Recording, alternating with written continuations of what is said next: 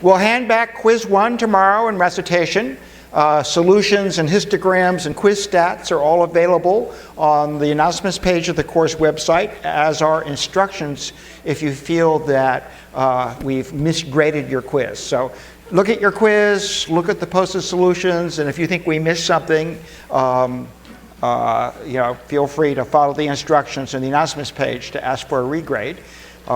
We tried hard to give partial credit where partial credit was possible. We do have a lab due this Thursday. You're busily doing an FSM controller for a Turing machine that checks whether parens balance. The number of points you earn has to do with the number of states in your state machine. So doing the 3-state solution is very doable, hours worth of work. The 2-state solution takes a little bit more puzzling, and if you have time, give it a try. Remember, for lab check, whenever you finish a lab and you need a check off, check the lab hours and come in during the staff lab hours to get a check off. Sooner is better than later. The more people who can get checked off early, the less long the line will be at the very end. Okay, so for the last bunch of lectures, we've been putting together a set of building blocks, digital building blocks, to enable us to build large digital systems. And today we come to the end of that. This is the last lecture in this part of the course. And what we want to do is to talk a little bit more about how to make your design better, optimize your design. It's actually interesting to think a little bit about what better means. There's actually a lot of trade-offs that are available to us. You see some here on this sort of axis. We have the amount of power that's dissipated when your circuit runs, or the energy that was required to perform a computation. The size, and so that's related to, for instance, in mobile environments, how long your battery lasts. The area of your circuit has a lot to do with the cost, particularly when you turn it into an integrated circuit where you pretty much are just paying for acres of silicon. And so the smaller the acreage, the less expensive your chip is. And then finally, the performance of your system. You can get more results in less time, and that's always good. The sort of trade-offs that we're worried about are being able to, perhaps spend a bit more area and get higher performance. So we can increase the area and decrease the time, or we may be able to make optimizations where we make changes in all three. So it's interesting. The fun part of engineering is not just slapping together something that works, but putting together something that's elegant, that does a good job of being a simple, powerful, elegant, optimal solution to the problem that you were given. The design trade-offs these days, we run a huge spectrum, right? So at the one end, we're trying to build tiny little digital systems that run for all day, certainly, and maybe for many days sitting comfortably on your wrist and in the environment that your wrist is in. So no fancy, air conditioning or conditioned power supplies. It's just, it's wherever you are, it is. It has to be small, it has to be inexpensive, and most importantly, it has to be very, very power frugal. At the other end of the spectrum, probably the biggest pigs when it comes to power are the high-end graphics cards. You can see, well, maybe you can't see, but this card, pretty much all you see is the cooling system, the big fairing over the chip with a honking fan. In fact, there's a separate power supply connection you make to this board in order to supply it enough power. It's clearly spending an awful lot of energy, literally, into shading those pixels and just producing displays absolutely as high as performance as possible.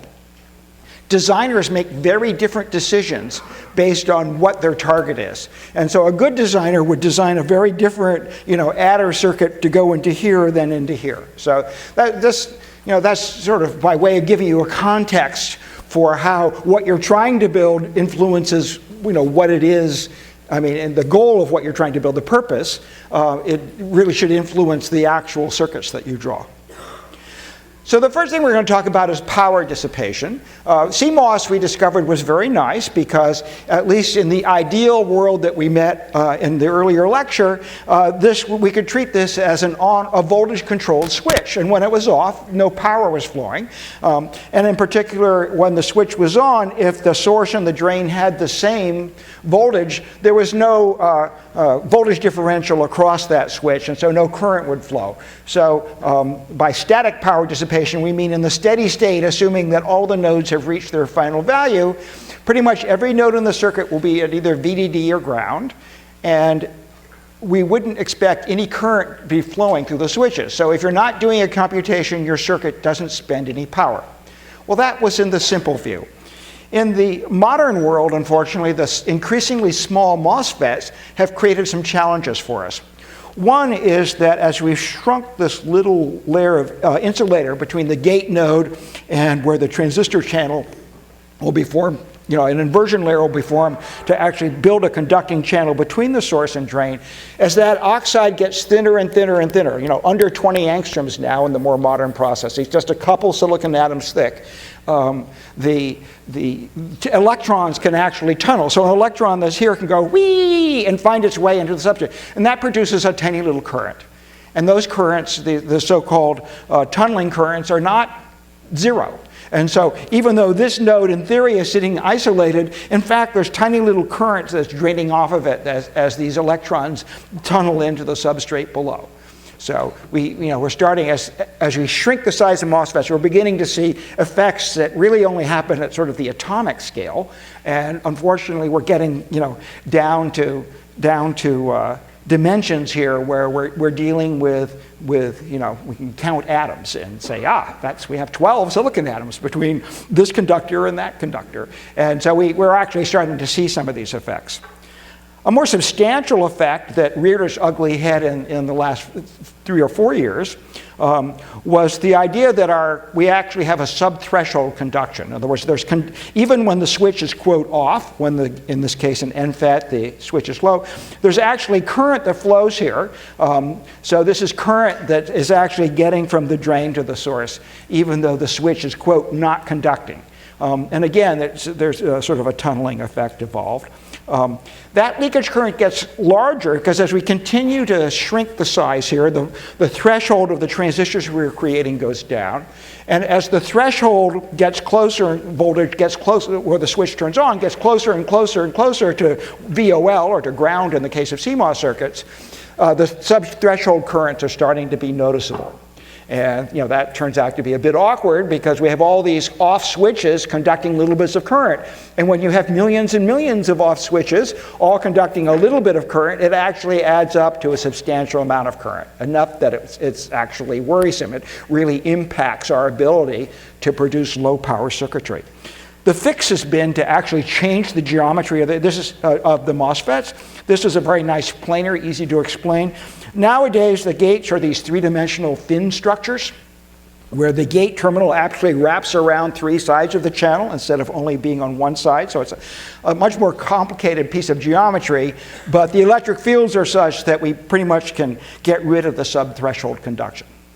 So these aren't things that you can fix, but these are things that technology, in its race to be smaller and smaller and smaller, occasionally we break our very simple paradigm and we have to go back and fix things, in this case by inventing FinFETs, in order to make power dissipation go away. Dynamic power dissipation is when things are changing. So what happens is when we change, the input goes up and down, here I'm showing it going high and going low. When the input goes high, we discharge the nodal capacitance through the NFET pull-down circuit. And when the input signal is low, we charge up the nodal capacitance through the PFET pull-up circuit. And that causes the output node to go high and low as we change the amount of charge on the capacitance of this wire. Okay, and we can compute the energy required to make that change, to change the voltage of this wire, by sort of doing an integral, summing the sort of instantaneous power over the change of voltage, right? So here what we're going to do is over some period of time, over half a clock period to when we're discharging or half a clock period when we're charging, we can add up all the energy that's spent making this node change its value. And here's, an integral. Mathematics in 004. Look at this. 1801 would be proud. Okay, so very simple integral. Well, this is the power, right? I times V is the power that when you make a current flow, or, because of a voltage difference. So the power is I times V. We're integrating over here we're talking about the current flowing through the NFET as we discharge that capacitor over the first half of the clock cycle. The current going in and out of the capacitor is, Q equals CV, so I equals C dV dt. That should be vaguely reminiscent from 802. And now we can if we multiply by V out, we can get the instantaneous power. The current is flowing out, hence the minus sign. Change a variable, do the integration. We multiply by the number of times per second we're making such a change, and that gives us the total power dissipated per second to basically discharge a particular nodal capacitance. And there's a similar calculation, which is the same thing, although in this case the current is flowing into the capacitor to when we charge it up. Okay, so this is the so-called C V squared F power. So if we look here, the power dissipated, going up. Oh, I should say, by the way, all this power is coming from the battery. Okay, back. Here we go. All the power is coming from the battery. The battery actually spends CV squared F to charge this up. Half of it is dissipated in the PFET, half of it is stored on the capacitor, and the second half, the other half of this charge, is actually dissipated when the capacitor discharges. So all this energy that we're visibly calculating is all coming from your power supply.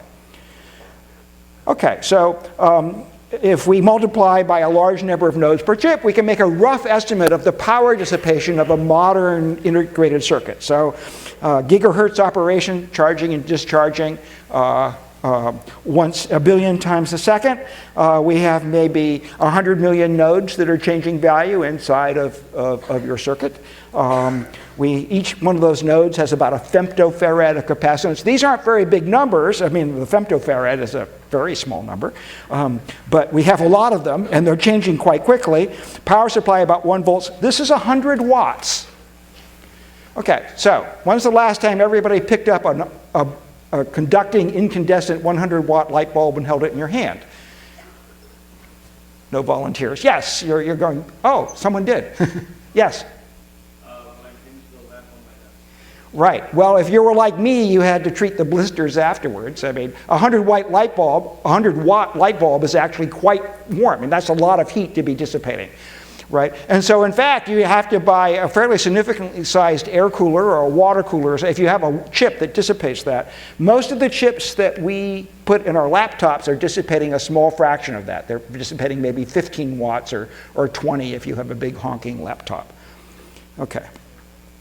The trends are that we are able to build, because of the shrinkage of the technology, we're able to build things that operate more quickly, that have more nodes, because everything's smaller. We can fit more nodes onto our chip. The capacitance is going down because the dimensions are shrinking. The power supply voltage is about the same because we're unable to make it much smaller. And so what's happening is that we could be able to dissipate much, much more power. The problem is, we could build chips that would dissipate a lot more than 100 watts. The problem is that they would melt. They would basically unsolder themselves from the board. So the current limitation on computing performance is simply dissipating the power.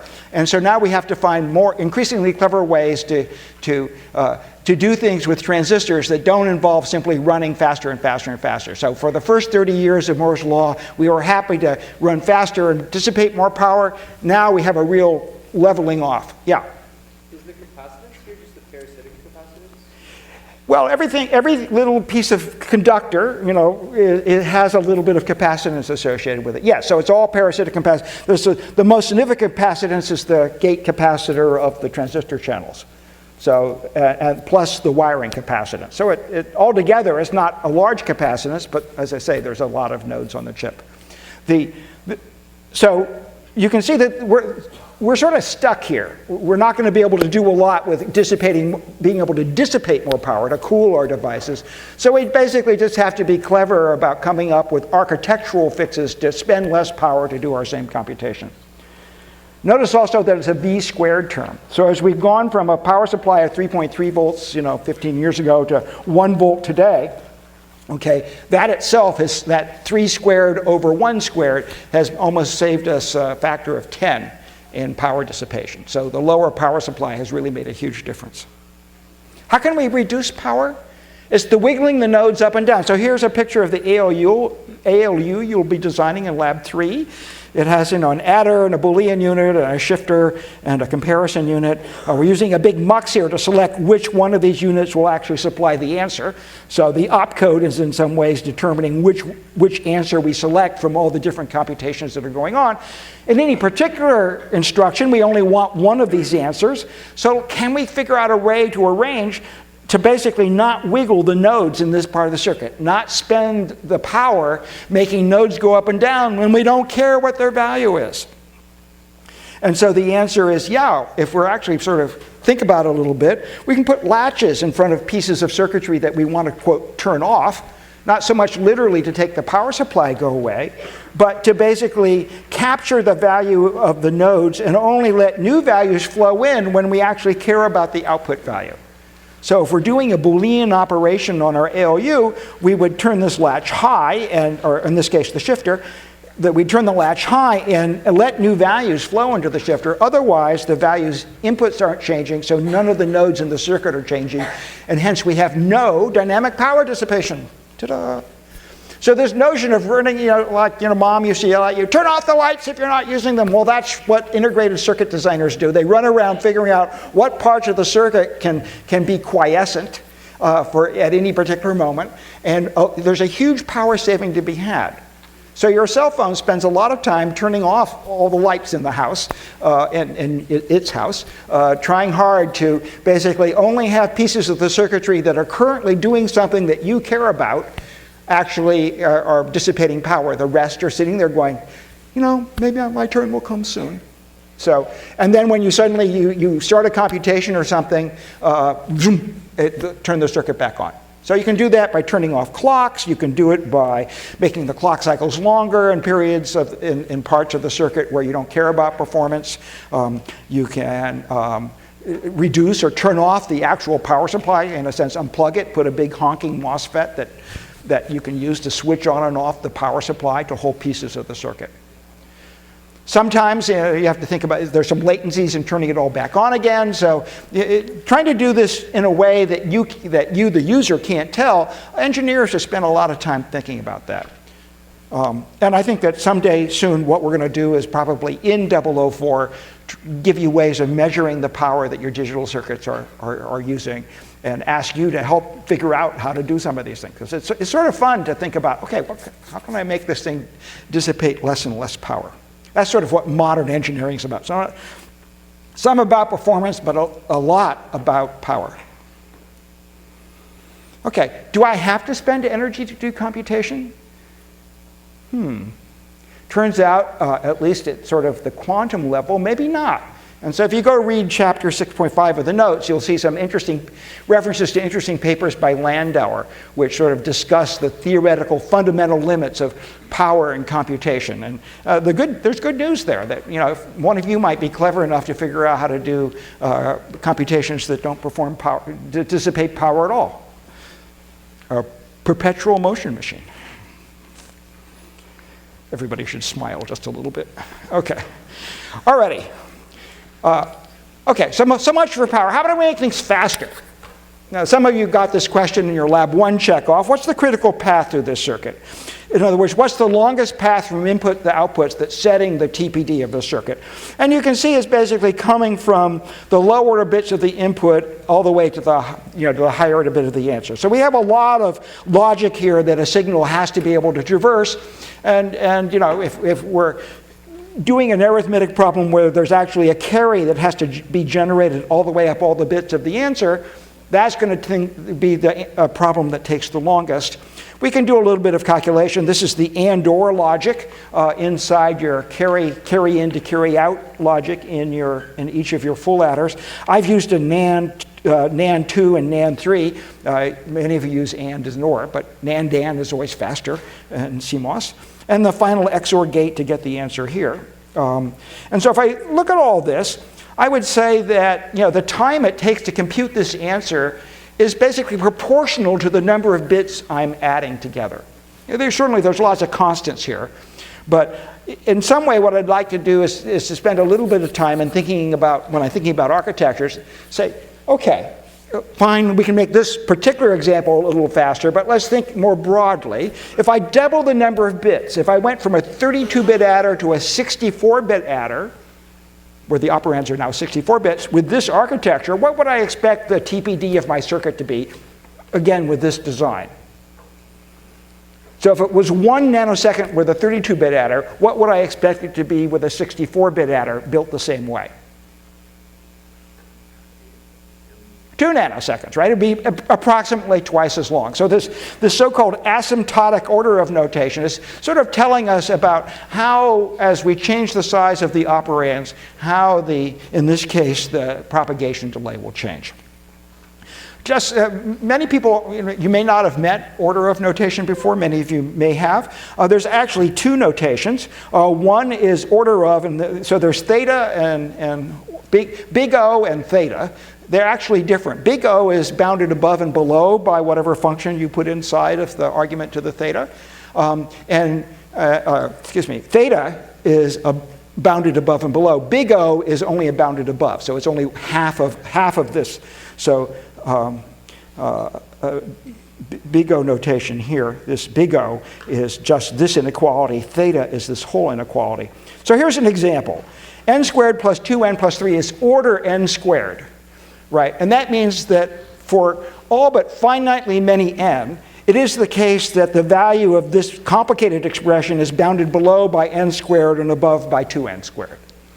There's a small handful of n for which that's not true, but in general, when you think of all the possible n's, and you ask me to give you a quick estimate of how big this value is, how it grows as n grows, we would call this guy order of n squared. Okay, so order of notation, just a way to give us a sort of a handle on how things change as we make the circuit bigger and bigger. So let's build some faster adders. One of the big problems with a ripple carry adder is the high half sort of had to wait for the low half to produce the carry in so it could get the answer. Okay, so you look at this slide and you can sort of say, wait, Mr. Blue is being a little clever here. He's basically computing the high half twice, the high half addition twice, once assuming a carry-in of 0, once assuming a carry-in of 1. Okay, and when we get the carry out of the low adder, we'll select which of those answers is the right one. So we'll actually put a lot of energy into computing 2 answers and picking the one, okay, that turns out to be the right one. Right, so you look at this and you say, what is the TPD of this circuit? And it's basically half of that of a 32-bit adder. Because we basically have to wait for a 16-bit adder to do its job plus a multiplexer, plus this little constant addition, a little extra increment of time, a little TBD at the end. Okay, so this is a strategy to in this case, with the cost of an extra 16 bits worth of add, in order to make my adder twice as fast. That's a pretty good trade-off in most books. Twice as fast for the cost of some additional circuitry. Now, those of you who are into things, you say, well, but suppose I applied that same strategy to the 16-bit adder.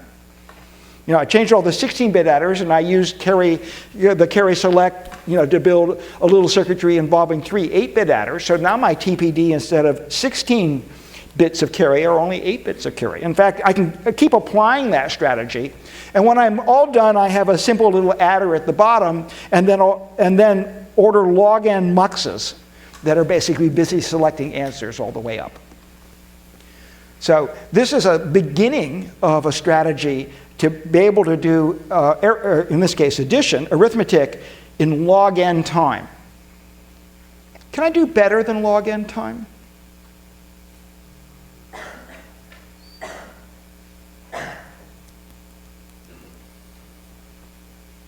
Sure, Chris, let's all vote for it. Everybody who thinks we can do any addition in constant time. Come on, this is Super Tuesday. We should be able to be voting for all sorts of strange things. Sorry. Okay, just because someone says it doesn't mean it's true. So, and the same is true of engineering. So, how long does it take to do something? Suppose I build a universe out of devices, and I don't really care what the devices are, like that. And I had to build trees or something like that in order to do any sort of computing. So if I have a large number of inputs, I need a whole tree or some sort of circuit of these guys that look at all the inputs, 2 at a time. And then, of course, intermediately, I have some more of these. And then I finally get a single answer out here.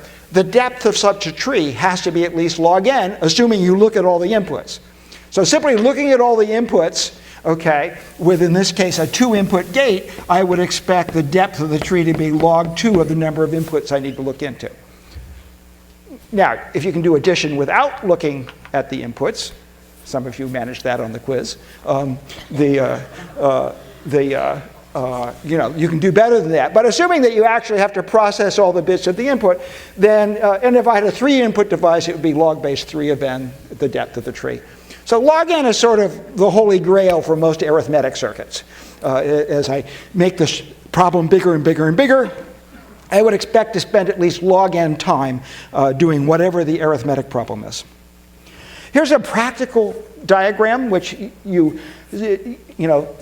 5, 6 weeks from now, when you guys are start to optimize your beta to earn those extra points for the design project, you'll come to me and you say, Chris, it turns out my adder is really making my whole beta slow. It's one of the things that's now determining the cycle time. How do I make it faster? Well, I'll basically point you at slide 11 of lecture 8 and say, build an adder that looks like this. And your adder will be maybe 3 to 4 times faster than the one that you designed with the ripple carry. So what we've done here is basically think a little bit about the size of these carry look-ahead blocks, so that these, both the carry in here, which is selecting which of these 2 answers to choose from, and the partial and the trial sums from this 11-bit block arrive at the SMUX at pretty much the same time. So you can see we're able to, the upper blocks, which have longer to wait for their carry in to come in, are able to do a little bit more arithmetic. So there's 5, 7, 9, 11, that's 32 bits of add. Each of these is a little carry select piece here. This is a pretty fast adder, much faster than the one that you'll build in Lab 3 next week. Okay.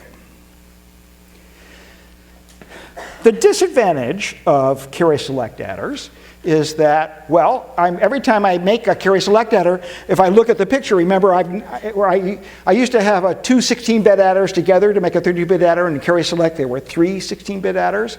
So there's a lot of extra adder arithmetic that's going on here when I'm really just trying to make the carries go faster. So this, I'm now going to describe an approach where I can make the carries faster. And this little thing I'm going to talk about here is the thing that is really the insight that builds the world's fastest adders. So, nowadays, if you want to look up fast adders, you'll almost certainly get to an adder architecture called Kogge Stone, K-O-G-G. You'll see a reference in a few minutes. Kogge Stone adders. Those are about as best as you can do. And we build them here in 004. And people, these are the people who are out to beat my score for an optimized beta. And so they're off building these very high-tech adders. If you're into this sort of puzzle, it's actually great fun.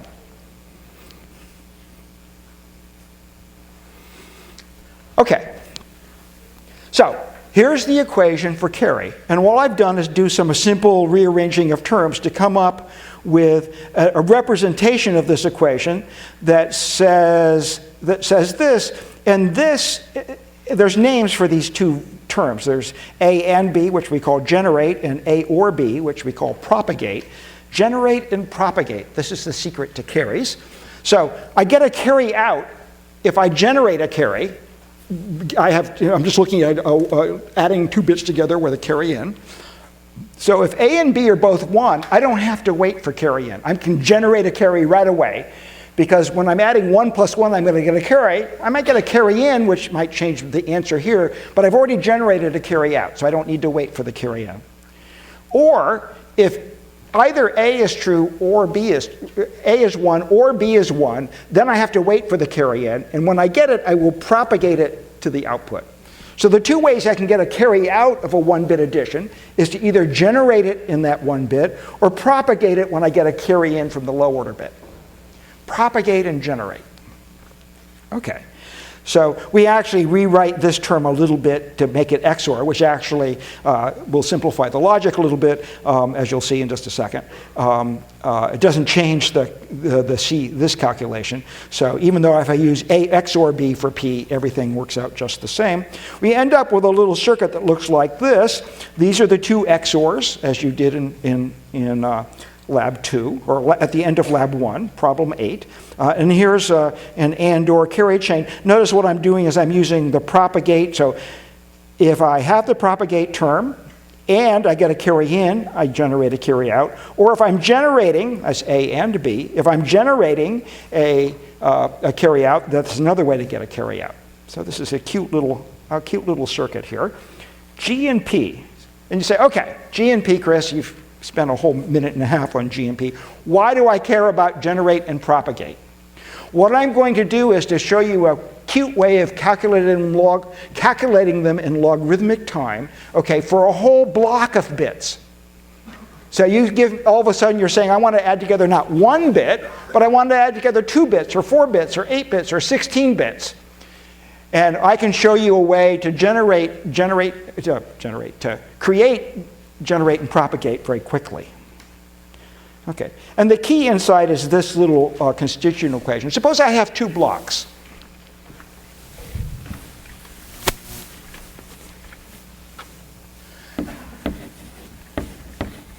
So I have a high block and a low block, and so this is doing some addition, and this is doing some addition, and I'm saying, okay, I've got the ripple carry some sort of configuration here.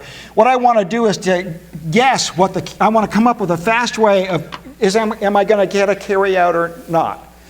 And if I have G and P for the high block, that's GH and PH, and I have G and P for the low block, in a very simple calculation, showing by these equations here, just a single logic gate, or in this case, 2 logic gates, okay, I can compute P and G for the entire block. In other words, if you tell me the carry in, I can tell you where there's a carry out without having to go through the whole ripple here. Right? So what I'm going to do is to use G and P of the component blocks and a little bit of logic to compute G and P for the entire block. Okay, and what I've done is whatever it costs me to compute G and P here, I've added basically a constant amount of logic to compute it there. And I'm able to get G and P over blocks that are twice as large. So this sort of tree-like structure that you see sort of emerging here, okay, will allow me to create, generate, and propagate for a very large number of blocks using logic of logarithmic depth. So generate and propagate. So any high-performance adder, so if you're going to go do a job interview for something that has to do with digital design, generate and propagate would be a great thing to know about, because certainly somebody will ask you about it. Okay, so assuming that we have a power of 2 here, I have to have n-1 of these GP units. So this is much less expensive area-wise than a carry select adder, but will produce the same sort of answer, the performance, as the carry select adder. Okay, so here's how I'm going to generate the carries. Once I have G and P's, these are the equations for generating the carries so I'm G and P up, put the carry in at the bottom. Here's the carry in coming in at the bottom, and that will go back up the tree using the logic equations you see there to generate the carries now into each of the blocks. So the entire round trip time up and back is basically log n. So you can see this is the carry look ahead adder. It's doing all of this generate and propagate up, carry generation down. We don't need this logic anymore because we're actually doing all the carry arithmetic inside of the tree here, the carry look ahead tree, 2 XOR gates and an AND gate and the GP unit, and we're done. Okay, deep breath. What was the point of doing all this? Okay, fast explanation, G's, P's. Oh, I have to go look at it, Chris, it's too fast. The point is to sort of give you this idea that by making architectural changes to how we configure our circuitry, getting beyond mere functionality and looking at the structure of the computation that we are trying to create, we try to do this sort of divide and conquer strategy, this little sort of recursive idea about how to generate the values we want, and we're able to change a linear problem into a logarithmic problem. Right, and often a lot of high performance sort of circuitry. I had a wonderful time, generating. When I was in the outside world, we had some great design contracts building very, very high performance digital signal processing, where we spent a lot of time figuring out how to get logarithmic performance at very high speeds. The most interesting one was for submarines, hydrophone processing sonar echoes on submarines. So this was in an era in which the submarines were busily trying to detect everything in the ocean, including other submarines, and in fact even tell you who the other submarine was. Oh yeah, that's Sviatoslav. You can hear him banging his wrench. So a lot of high performance DSP goes into that. And being able to build circuits that would run on submarines to do that, it was a lot of fun. I mean, some math, but a lot of a lot of good digital design there. And then one day I got a chance to go visit some of my electronics in a nuclear sub, and I decided that I don't have a history ahead of me as a nuclear submariner, right? Those tiny little spaces. And we weren't even underwater, right? I mean, I was already claustrophobic, so. They all smiled at me, wimpy MIT kid, So, okay. What's another interesting arithmetic problem? Multiplication. We all know how to do multiplication. You learn this in, first grade now? Every year it's earlier. And so, your toddler is going to be writing these little things with building blocks. See, Dad? This is how I do multiplication.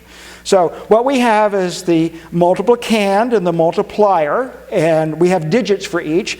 And we basically take the low digit of the multiplier and we multiply it by each digit of the multiplicand, and we write what's called a partial product.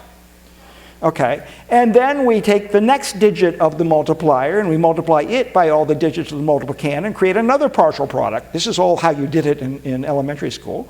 And it's shifted over because this, even though we have a single digit here, it's actually shifted over by whatever the base we're doing is. If there's base 10, it's shifted over by a power of 10. If there's base 2, it's shifted over by a power of 2. That's why this partial product is shifted over by the same amount. And when we're all done, we have to add up all the partial products. That's how multiplication works, how it even works in the digital world. What's the multiplication table for binary?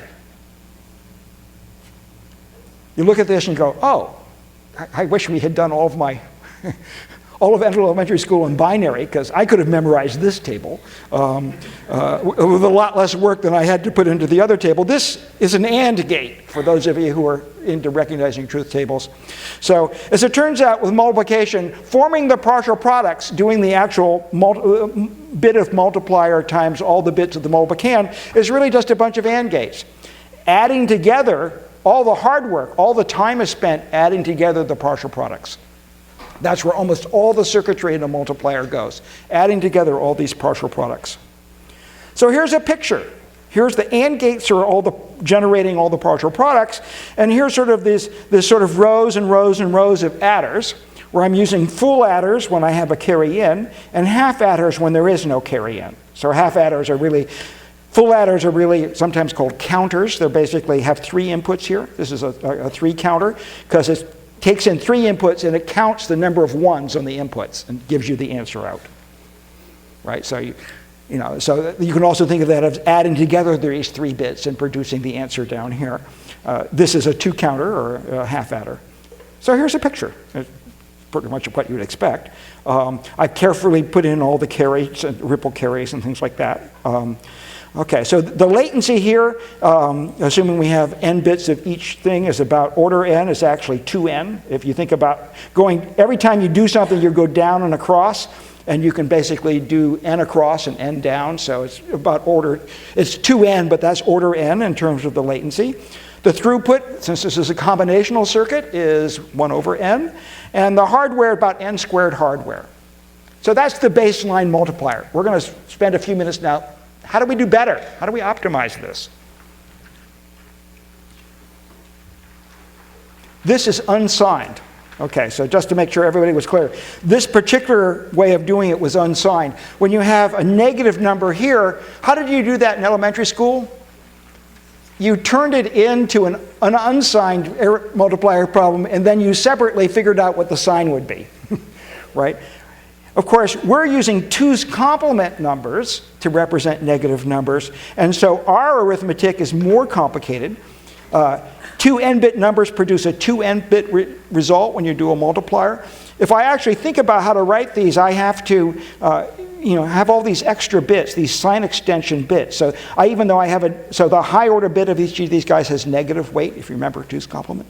And what you'll see here is that if I actually wrote out the partial product bit by bit by bit, and I included 2 n bits in each partial product so I could add them up correctly, all these red things represent more bits that I have to add together, which represent the sign extension of these negative numbers. So at first blush, okay, this looks like it's going to be a lot more hardware. I have all these extra adder things to put in. So here's a representation, a trick in the representation. And the reason I'm bringing this up is, well, I'm not going to spend very much time on it. You can go through the details. Is that oftentimes by making little simple transformations in how you represent numbers, your arithmetic circuits can be a lot simpler. So this was actually discovered many years ago by a guy named Bruce Woolley at Stanford or Berkeley, one of those faraway West Coast schools. And what he did with a little careful, judicious adding of some ones at various places, being careful to subtract off the number he was adding in, he was able to take this complicated arithmetic problem and produce one that was actually every bit the same level of complexity as the original multiplier. So he's able to produce a 2's complement multiplier that has a couple NAND gates instead of AND gates and an extra widget down here. And so with a careful transformation of the arithmetic problem he was trying to solve, he was able to come up with something that was a circuit that was really no bigger, but was able to do signed arithmetic. Very, very clever idea. So changing your representation. So I spend a lot of time in all of my design projects saying, how am I going to represent this value? Is it a floating point number? Is it a fixed point number? Is the exponent? How am I representing the exponent? Should I be thinking about it in polar coordinates? I'm desperately trying to think of a clever mechanism that will make the computations I need to do. Maybe I should represent everything by logarithms, and all my multiplies turns into adds. There's lots of things we can do to make our circuitry smaller and faster. Okay, getting near the end here. Pipelining, that's, you couldn't, as soon as I said throughput and latency, you're all saying, oh my God, he's going to pipeline it. And sure enough, I am. And you look at this and you say, okay, I know how to pipeline, Chris. I remember exactly. You put these 2 dots down somewhere, and I draw an arc across all the outputs, and I draw some more arcs. And voila, it's pipeline. I'm going to do a little pipeline register every time I intersect one of the wires. Okay, well before the combinational circuit had an order 1 over n throughput. Sadly, when I'm all done, I still have a 1 over order n throughput, or an order 1 over n throughput, because I still have these long carry chains. These long carry chains, these are order n.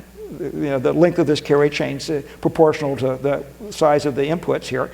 And I look at that and I go, I've pipelined this, but it's not any faster. My throughput didn't go up. Okay, at least the asymptotic throughput didn't do any better. So I need a trick. Today's sort of a lecture full of tricks. And the trick I'm going to do is to redraw this diagram where instead of having the carries go strictly left to right, they're going to go down and to the left. Excuse me, right to left. The carries go from the low order bit to the higher order bit. They're just still doing that. And it doesn't really matter whether I add the carry in this row or I add the carry in the following row. So long I add it into the correct column, everything is good. So what I've done is this, I've done this really weird thing where I've sort of made the carries, I've sort of put off adding these carries until the next computation. So, and I actually had to add some extra logic at the bottom to finish this weird carry propagation chain. So at first blush, this doesn't look like it's actually an improvement, or at least a change of any sort. But if I pipeline this circuit, okay, you can see the throughput now is constant, independent of the number of bits of input. Because the amount of logic that the TPD from a register had to do with where I drew the contours. See, there's no path of length n anywhere in here. Every path from here to here is of length 2 or something like that. Maybe it's of length 3. But the idea is that by doing this carry save, instead of having these long chains of logic that have to run in one clock cycle, I've arranged to sort of do a little bit of computation, save everything that still needs to be done, and do it in a later pipeline stage. Right? So this notion, you can sort of use pipeline, you take a problem that would take a long time, for instance, propagating all these carries, and say, tell you what, you can do a little bit of carry propagation each time you do a calculation in subsequent pipeline stages. You might have a few at the end to finish any remaining carry propagation. So I've increased the latency here because I've had some extra pipeline stages to do the carry propagation. But, and this is the wonderful part, I can make this circuit really fly. I can build a pipeline multiplier that can multiply huge numbers, and I can do it at extremely high speeds using this carry save technique. So again, I've sort of reworked my arithmetic problem. I've said, oh, this addition, these carries are a real pain in the patootie. So what I'm going to do instead is to try to spread them out over all the pipeline stages and only do a couple of them each stage, a constant number each stage instead of n of them each stage. So that was sort of the insight I was working for. So this is it's somewhat larger, not dramatically larger, but it's a lot faster. How do I make a small multiplier? Little multiplier. I don't know why little things have high voices. I guess they've always had high voices. Every time I would read to my kids, anything that was little had a high voice. High voice. Okay. So the answer is, how do I build a little multiplier? Remember, what I have to do is generate partial products and add them together. So instead of generating all the partial products in parallel, which is what I have been doing now with all that sequential, all that combinational logic, and then sort of doing this big honking adder to add all the partial products together, I'm going to generate the partial products one at a time, one step at a time, and then I'm going to take each partial product and have one adder that adds it to the accumulated sum of partial products. So I'm generating a partial product through each step. So I'm turning this into a piece of sequential logic that goes through many steps, one to generate each partial product I need, and then I use this sort of carry save logic, okay, where I do the addition. Instead of letting the carries propagate, I produce both the sums and the carries, and I send that back around to be added in the next cycle. When I'm all done, the actual cost of doing this, so this is all happening in parallel. This adder, being a carry save adder, really has constant time. It's not proportional to the number of bits I'm trying to add. So I actually have to do many, many steps now. It's going to take n steps. Okay, but each step, okay, is well, without pipeline. With each step, it takes me n steps, so I get one answer every n clock cycles, and the hardware is quite small. So what I've done is to go from order n squared hardware to order n hardware. So I've had to build circuitry where I had many, many, many, many multiplies to do, thousands and thousands of multiplies. We were doing echo canceling for TV signals.